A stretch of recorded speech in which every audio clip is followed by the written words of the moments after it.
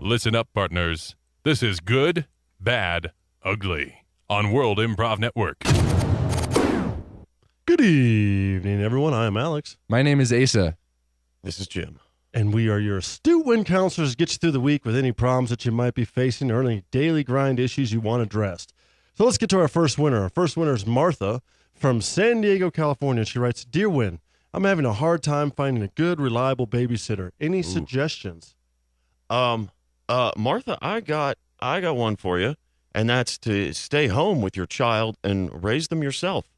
Because there is nothing better for a child than to be raised by its own parent, not by wolves or some sort of stranger. You know, I think that's a little harsh. If she loved her child, she'd stay there. Well, that's a harsh judgment, you know. Ladies these days, Jim, I don't know if you knew this, but they can do whatever they want. All right, this isn't 1955 anymore. You're telling me. So my suggestion to Martha is open up the yellow pages. All right, there are a lot of people that have had kids. All right, and that includes plumbers, electricians, arcade owners. Right, arcade owners. Well, if that's the bottom of the barrel you're going to scrape, escort services aren't just for sex. You just hire them for their time. So all right, so yeah, that just supports my idea. But Ace, you said yellow pages. Do those still even exist? Open up the yellow pages. When's the last time you've seen a phone book? Touché. You know what? I'm gonna reference. We're watching. I think it was the Community Court. That was a pretty cool case that they had on there. There was a guy named Fritz Walter who was representing the Food Network or something. And they were saying in Germany, as soon as the kid's born, they cut the umbilical cord and they just go skiing right down the hill and they get to the first beer. So basically, they're autonomous from right out of the hop. I would say, don't even worry about the babysitter. Let the kid do whatever it needs to do. If it doesn't survive, survival of the fittest. And then how strong would that kid be? If it grows up and survives. Wow. Well, I think, Martha, I'm the only one that actually answered your question because you're asking where to get a babysitter, and everybody else is saying, don't get a babysitter. Yeah. So, take care of your child yourself. Act like you love him or her. That's right. At least act like it. Yeah. Dex knows. The Dex knows. Call 1-800-ATT. All right. Well, our next winner is Stacy, and she's from Denver, Colorado, and she writes, Dear Win, a 7th grade student in my school recently told her teacher when asked how a book she was assigned to read ended, she said, it ends with a period. What do you think she meant by this? And how would have you reacted if you were given that response by your student? So Stacy, he's from Denver, Colorado, and that's what he witnessed. Was that like a double entendre? Was that a kind of a smart aleck response? What do you guys think here? I mean, and how would you take this if some student, 7th grader, said that to you and you're the teacher? So the 7th grader said it ended with a period? It ends with a period after the teacher was trying to get an in-depth response about maybe what the book was like, to test maybe the kid, whether or not even read the book or not, or so on, or to get like an insight, review on what the kid thought of the book, and it ends with a period. Well, it's possible she just blossomed into a woman. See, that's the double entendre kind of thing. But I think more than likely, she was lazy and didn't read the book. That's what I'm going to go with. So what would you do if you were the teacher and you got that response? I would quietly give her an F. Okay. Fail. Yeah. Done. Simple as that. Clearly did not do the assignment. Yeah, I would retort back. I would use, the same structure of the student's comment.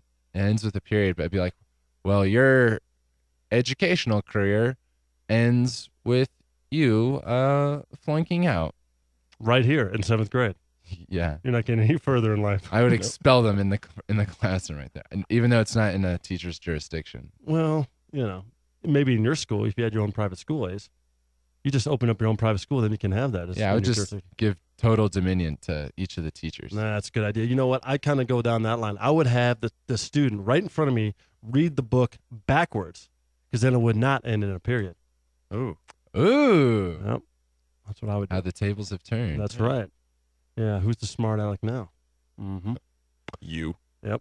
All right, well, we got Heinrich from Berlin, Germany, and he writes, Dear Win, since a recent study has shown to prove that eating pork increases the risk of colon cancer, any suggestions on what us Germans should do? Don't eat pork. Bam. Problem Yeah, solved. God, dude, that's a tough one though for Germans, man. It's like taking away beer. It's like taking away water. I mean, Well- not to have schnitzel, not to have sausages. What do the Germans do? Well, does the colon even actually do anything? I don't think it does. I mean, just have it removed Yeah, that's or breed it out. that's a good What? idea. Breed it out. Yeah. All you have to do is eventually there will be some humans that, based on natural selection and Mhm. evolution, just a random mutation will produce a human who has no colon. Yep. Brilliant And idea. then as you produce more of them and just interbreed them together like dogs, Mhm. you can create an entire race of people that can eat pork and have no problems. You're pretty much spot on there, Jim, because you know that Germans have the shortest gestation period, like fruit flies. Mhm. So you can breed them out really fast. Yeah. The colon's really quick. Yeah. Actually, little known fact, Germans are the only nation of people hatched from eggs. Like fruit flies. Mm-hmm. Can I change my answer? What's your answer? 3D printing. Oh, man. Just 3D print. a better colon Yeah. so it doesn't get cancer? Or if you get cancer, cut it out and 3D print a new one and you just keep swapping them out? Bam. There you go. Man, that's cool. That is Just a cool. swap out colon. Yeah, it's like a GoPro accessory. Mm-hmm. Okay. Well, all right. Well, let's get to our next one here real quick. We've got Matt from Brisbane, Australia. And Matt writes, Dear Win, I recently returned from a 4-week trip to the U.S. and I could not find Vegemite anywhere. Why don't Americans eat Vegemite? Well, I got that answer right away because it tastes horrible. Brewer's yeast, putting on bread with some random spice that makes it even browner than before is the reason why Americans and no one else in the world, Matt, eats Vegemite. Well, why do the Australians eat it?